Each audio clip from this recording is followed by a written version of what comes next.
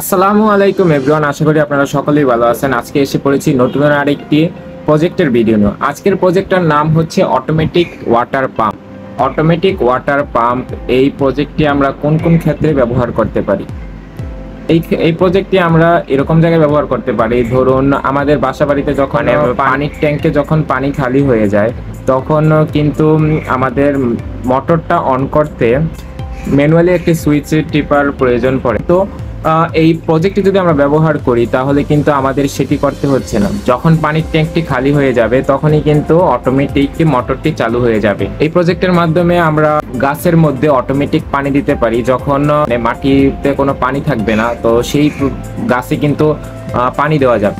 তো চলুন দেখে নেওয়া যাক আজকের এই প্রজেক্টটি বানাতে আমাদের কি কি ইকুইপমেন্টের প্রয়োজন হয়েছে।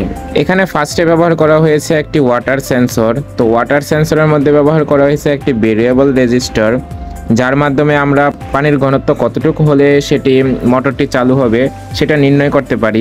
এর একটি অংশ মাটিতে বা যেখানে আমরা আর কি স্থাপন করতে চাচ্ছি সেই জায়গায় ওয়াটার সেন্সরটিকে কানেক্ট করা হয়েছে ইজিআর প্রোতে। তো ইজিআর প্রোতে যখন পাওয়ার সাপ্লাই দেওয়া হবে, তো ট্যাঙ্কটি যখনই খালি হবে তখনই ওয়াটার সেন্সরটি সার্কিটে সিগন্যাল হাই প্রদান করবে।